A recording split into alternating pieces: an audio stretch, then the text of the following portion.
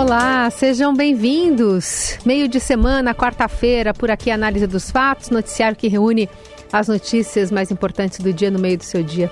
Tudo bem, Felipe? Salve, salve, Carol, equipe da Dourada FM, melhores ouvintes, sempre um prazer falar com vocês. Análise dos Fatos fica disponível logo em seguida da transmissão ao vivo nas plataformas de podcast. Não deixem de passar por lá, se perderam algum episódio, ouçam, compartilhem os links com familiares e amigos e vamos com tudo que a quarta-feira tá pegando fogo. É isso, vamos aos destaques deste 9 de agosto.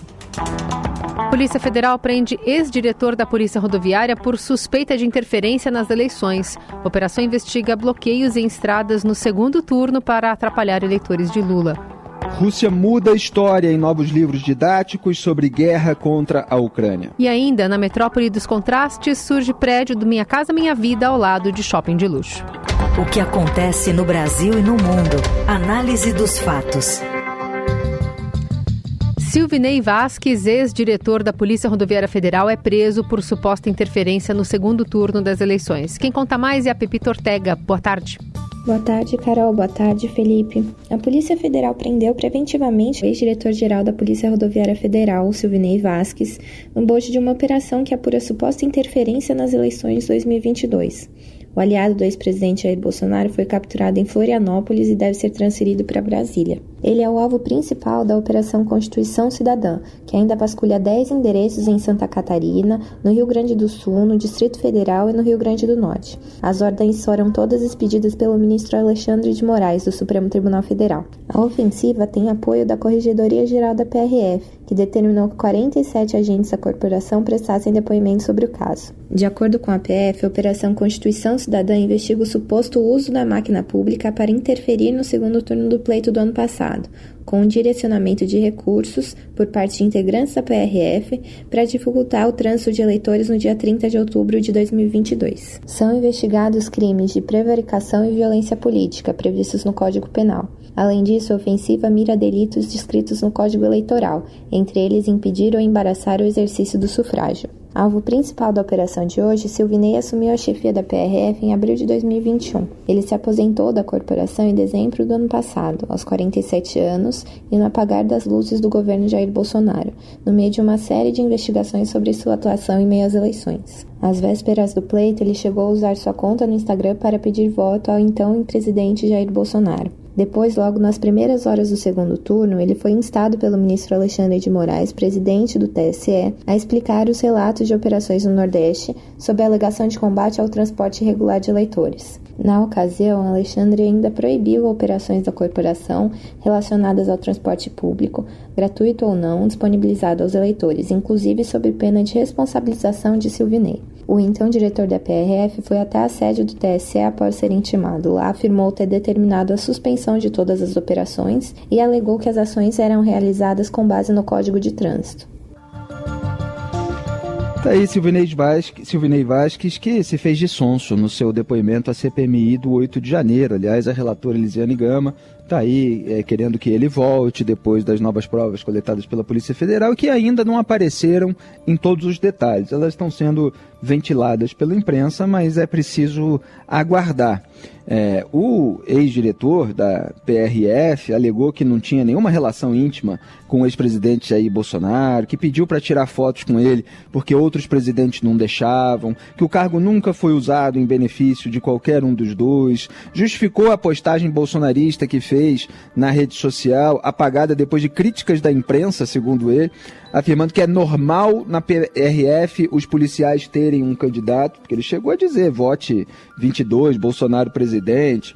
Tentou se descolar de todas as suspeitas de que a corporação tenha tentado dificultar no Nordeste a chegada dos eleitores do Lula às urnas. E ele tinha alegado que quem escolheu os locais da operação foram chefes de delegacias ou os chefes dos serviços de operações. E quando foi questionado sobre a reunião que tinha sido realizada na sede da PRF dias antes do segundo turno, ele declarou que os superintendentes foram proibidos de entrar com celulares e gravadores, porque isso é praxe.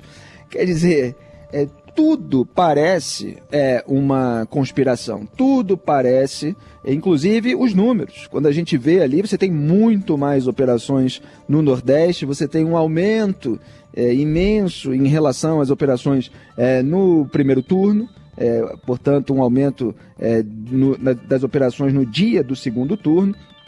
Então, fica muito claro que houve ali algum tipo de tentativa. Agora, o que eu me pergunto e questiono nesse momento em que a gente não tem ainda todo o detalhamento e se houvesse uma denúncia de corrupção, de lavagem de dinheiro, e que fosse exatamente assim como tantas outras que já tivemos. Quer dizer, tudo faz parecer que aquilo aconteceu com esse objetivo. Mas não tem a prova cabal. Quer dizer, cadê a gravação, o vídeo de uma ordem específica do Silvinei? Cadê a gravação, o vídeo do acusado de corrupção, lavagem de dinheiro, efetivamente roubando, etc. Então, assim, eu acompanho com muita curiosidade esse caso do Silvinei, porque a sensação que eu tenho é que, em relação a essas tentativas meio golpistas e tal, parece que a gente está voltando à teoria do domínio do fato, está voltando àquilo que chegou a ser usado na época do mensalão, e que é um instrumento legítimo, só que foi completamente abandonado na hora de blindar toda a classe política acusada de envolvimento em esquemas de suborno.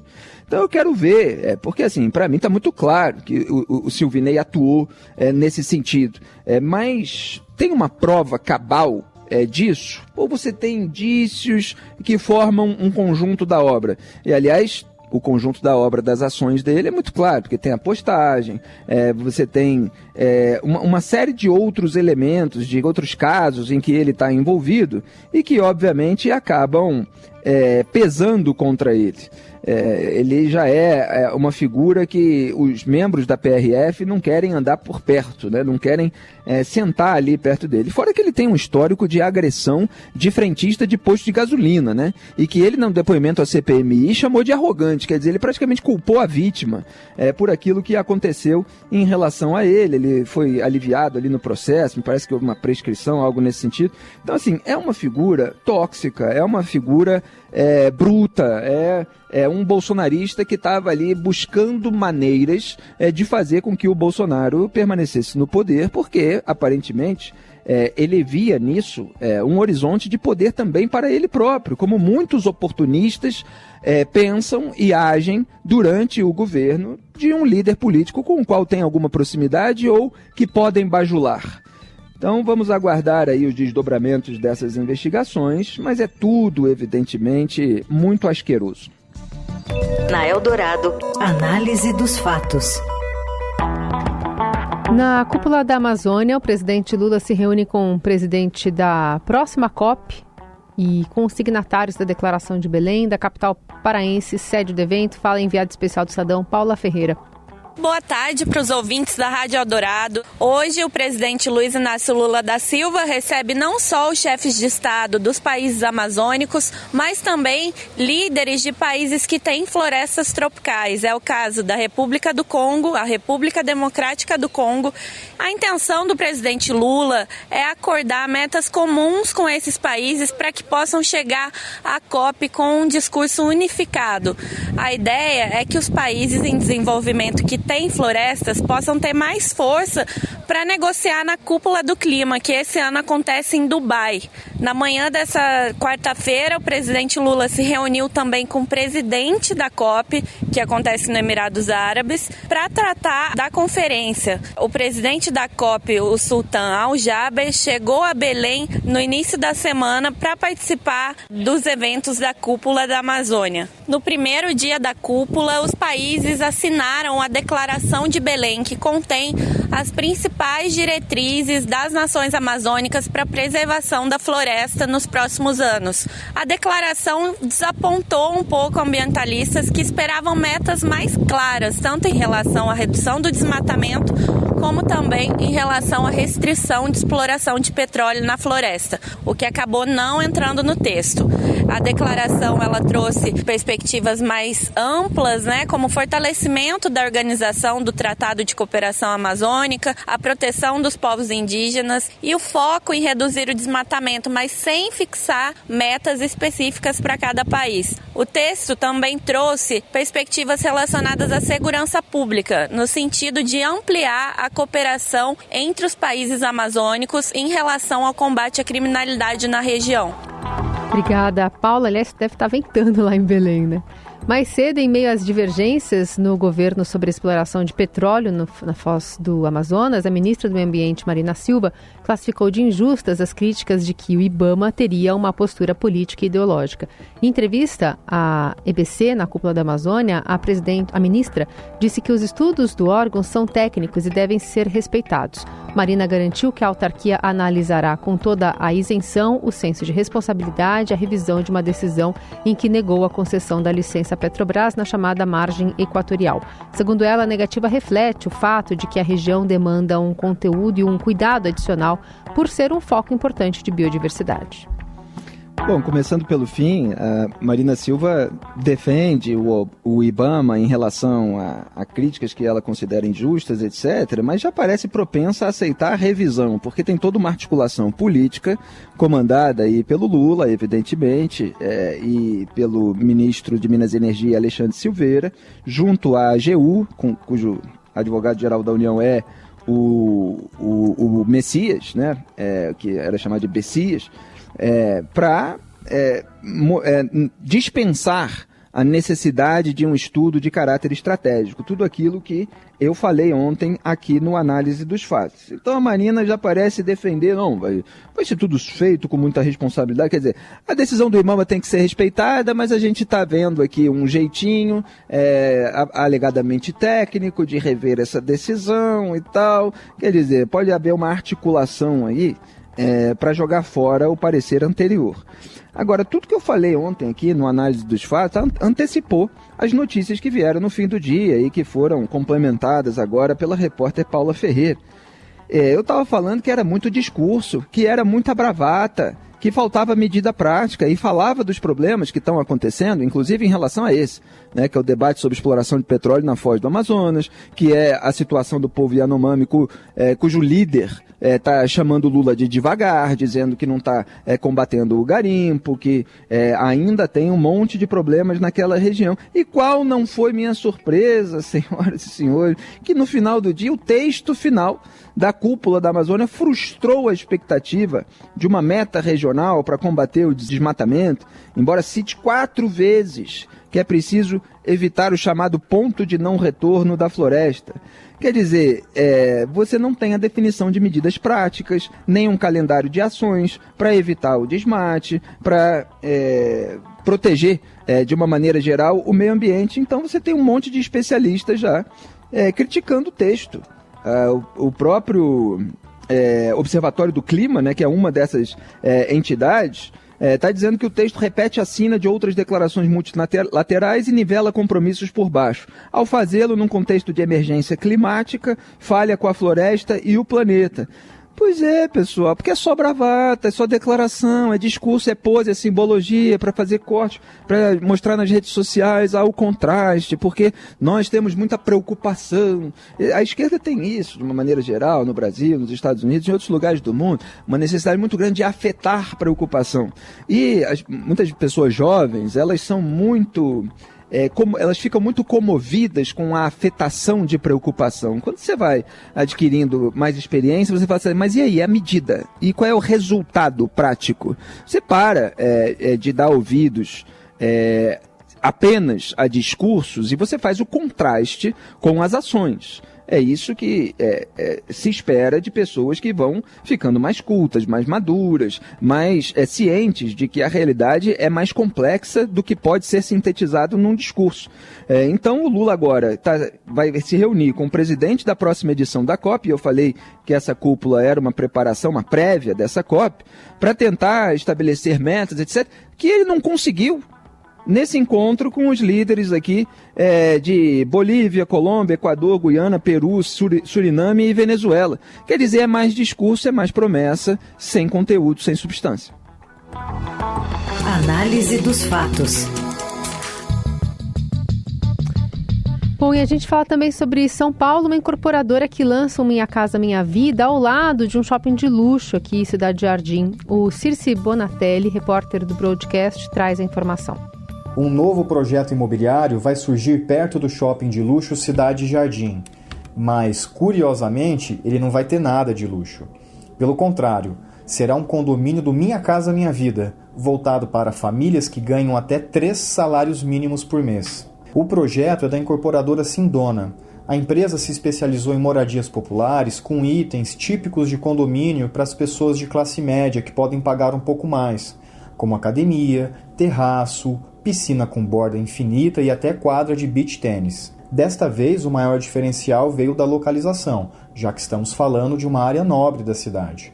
Perto dali, tem apartamentos de 450 metros quadrados sendo vendidos a 20 milhões de reais. Já as unidades deste condomínio do Minha Casa Minha Vida têm até 54 metros quadrados, com preço médio de 287 mil. Eu conversei com o dono da companhia, Bruno Sindona, para explicar como foi possível viabilizar um projeto popular em uma área tão nobre. E o empresário explicou que isso foi possível graças ao Plano Diretor de 2014, que abriu caminho para que essa área fosse classificada como uma Zona de Habitação de Interesse Social, HIS. Com isso, é possível construir mais metros quadrados no terreno, adensando a sua ocupação.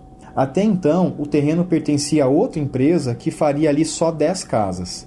De alto padrão, claro, como as outras mansões da vizinhança. Agora serão 369 apartamentos no lugar. Segundo o empresário, será a chance para que pessoas de baixa renda tenham acesso a todos os benefícios de uma área nobre, como rede de transporte de qualidade, hospitais e escolas, por exemplo. O dono da empresa, Bruno Sindona, recebeu o convite do governo para integrar o Conselhão do Lula. Lá ele vai apresentar esse projeto e outras propostas para o mercado imobiliário. Provavelmente a imagem vai produzir um contraste. Obviamente, se você tem uma construção da qual o governo faz parte, Minha Casa Minha Vida, provavelmente você não vai ter também tanta precariedade quanto a gente vê em favelas. Porque geralmente, quando há construção de empreendimentos ricos, próximos de moradias de baixa renda, você tem uma foto que é explorada para ilustrar a desigualdade social no Brasil. Agora, as raízes dessa desigualdade, elas são muito mais profundas do que simplesmente uma culpa dos moradores de empreendimentos de grande estrutura em relação àqueles que não têm acesso a esse tipo de moradia. Você tem problemas profundos na economia do país, na própria política do país, você tem toda uma cultura assistencialista e não de criação de mercado, de emprego, de trabalho para as pessoas de baixa renda. Então, assim, é uma imagem que gera discurso político. O que precisa ser combatido, evidentemente, não é o pobre, é a pobreza. Você precisa criar oportunidades para que essas pessoas possam ter empregos e possam ter ascensão social. Então, se você tem um projeto que permite que essas pessoas tenham acesso a trabalhos de uma maneira mais próxima da sua casa, a uma estrutura que permita que tenham maior qualidade de vida, eventualmente elas terão mais chances de prosperar do que determinadas pessoas que habitam em regiões pobres, longe dos grandes centros urbanos, sem esse acesso, sem essa estrutura, e ainda tem que enfrentar a criminalidade em transporte público, etc.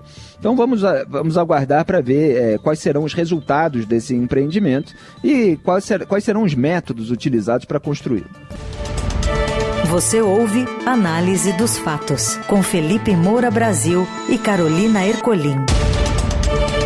Seguimos por aqui com a Análise dos Fatos para falar sobre os estudantes da Rússia que terão um novo livro de história quando voltarem às aulas em 1º de setembro. A grade curricular da disciplina foi alterada para incluir e defender a guerra na Ucrânia, chamada pelo Kremlin de Operação Militar Especial. Nos capítulos sobre a guerra, o livro fala de um nazismo ucraniano que seria caracterizado pela violência cultural e linguística de uma minoria contra a maioria. Uma clara repetição do discurso do presidente Vladimir Putin, que alega ter invadido o país vizinho para libertar os russos étnicos que vivem no leste da Ucrânia. O livro, dividido em 4 volumes, é parte de uma mudança no currículo do ensino médio das escolas, com a integração de 2 disciplinas, História e História da Rússia. Na 10ª série, o ensino será focado principalmente na Grande Guerra Patriótica, que é como os russos chamam a luta contra a Alemanha nazista na Segunda Guerra. A reforma na grade da disciplina foi apresentada pelo Ministério da Educação numa entrevista coletiva detalhada pelas agências estatais da Rússia. O objetivo é mostrar para os alunos como a Rússia influenciou o mundo. A expectativa do Ministério é que o livro seja atualizado depois da guerra. O livro foi preparado o mais rápido possível, segundo o próprio governo, e ficou pronto em apenas 5 meses. Entre os autores está o assessor da presidência, Vladimir Medinsky, que foi um dos representantes de Moscou na fracassada tentativa de negociação com a Ucrânia no passado. Olha, na sexta-feira, dia 11, vai completar um mês da morte de Milan Kundera. É um dos maiores escritores contemporâneos, morreu dia 11 de julho de 2023, mês passado. E eu escrevi um artigo no Estadão sobre um dos livros dele, também fiz comentários a respeito de outro. O meu artigo se chama O Verdadeiro Massacre da Cultura, e ele começa com uma frase que está lá no livro do Riso e do Esquecimento. A luta do homem contra o poder é a luta da memória contra o esquecimento. E o Milan Kundera é um autor tcheco, e ele viveu na Tchecoslováquia sob ocupação soviética, até perdeu o emprego como professor e se exilar em Paris, onde escreveu boa parte da sua obra porque ele era um grande romancista e tratava tudo sob a perspectiva humana, mas que incluía ali os insights sobre regimes autoritários. Então ele diz ali em determinado momento, né, um dos personagens, que a Constituição, por exemplo, garante a liberdade de palavra, mas as leis punem tudo o que pode ser qualificado de atentado à segurança do Estado, e nunca se sabe quando o Estado vai começar a gritar que essa palavra ou aquela atentam contra a sua segurança. Quer dizer, isso é atualíssimo. Isso foi escrito em 1978, mas é exatamente a Rússia, como a Rússia de Vladimir Putin está agindo durante a guerra contra a Ucrânia. Acusando qualquer pessoa que tenha uma crítica a respeito da invasão ou que trate simplesmente como invasão, que já tem um conteúdo crítico, de traição. Foi isso que fez, por exemplo, contra que a Rússia fez, que o tribunal russo fez contra o jornalista Vladimir Kara-Murza, condenado em 17 de abril a uma pena de 25 anos em prisão de alta segurança, sob acusação de traição. Também escrevi a respeito no artigo A Recusa da Prisão Mental. Se procurar com meu nick ali no Twitter, vocês encontram tudo isso em detalhes. O caso do Yevgeny Roizman também, que foi acusado de desacreditar o exército russo no contexto da guerra na Ucrânia. Falou que era inocente, etc. Acabou sendo multado ali em torno de R$ 17.500, uma quantia equivalente, que foi visto até como uma punição branda, leve, porque a repercussão estava muito grande, talvez, e eles tenham segurado um pouquinho esse nível de repressão. Mas há vários outros casos.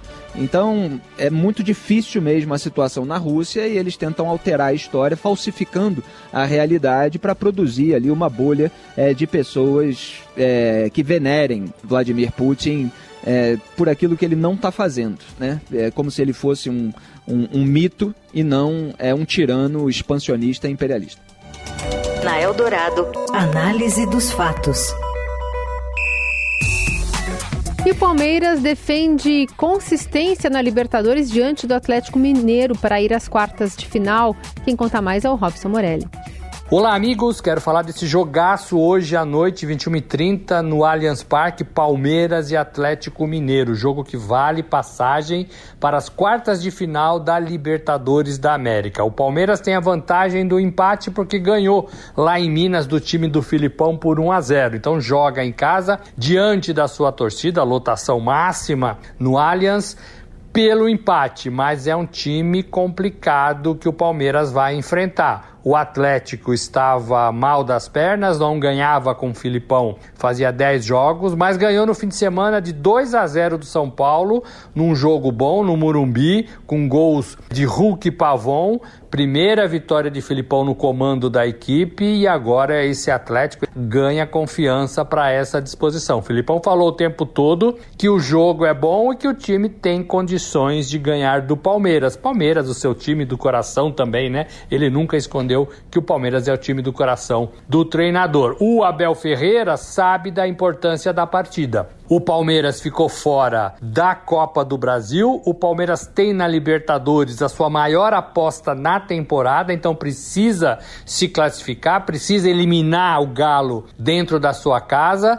E o Palmeiras está longe do líder, o Botafogo, no Campeonato Brasileiro. Então, uma eliminação para o Palmeiras hoje à noite em sua casa é um problemaço para Abel Ferreira, sua comissão técnica e para o clube de modo geral. Perde prestígio, perde dinheiro e vai ter que focar somente no Campeonato Brasileiro, numa corrida aí de recuperação atrás do líder Botafogo. Então é muito importante essa partida para o Palmeiras, para o time do Abel Ferreira. É isso, gente. Falei, um abraço a todos. Valeu!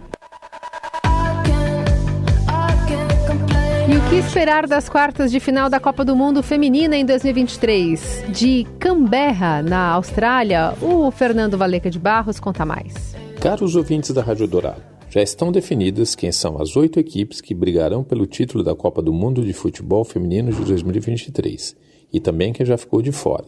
Todas as 3 seleções africanas que tinham alcançado as oitavas de final, Nigéria, Marrocos e África do Sul, já foram eliminadas. Assim como caiu fora a seleção dos Estados Unidos, que perdeu nos pênaltis para o bom time da Suécia e não brigará mais pelo tricampeonato mundial no futebol feminino. Mas não dá para dizer que suecas ou japonesas e holandesas ou espanholas, que fazem os 2 confrontos que indicarão os 2 semifinalistas do lado neozelandês do Mar da Tasmânia, sejam exatamente 4 surpresas. Mas isso é diferente nos jogos das quartas de final que acontecerão nas australianas Brisbane e Sydney. No jogo que acontece dia 11 de agosto na capital australiana, tanto França como a Austrália, que joga em casa, são consideradas seleções fortes. Mas nenhuma delas jamais chegou a uma fase semifinal nas edições anteriores do Mundial Feminino da FIFA. Ok, na outra partida, que será em Brisbane, a Inglaterra sempre foi uma das cotadas para estar entre as 4 melhores do planeta. O que ninguém imaginava era o tamanho do sufoco que as campeões da Europa levariam da Nigéria. As africanas só largaram mão de brigar pela vaga quando erraram 2 cobranças seguidas na disputa de pênaltis.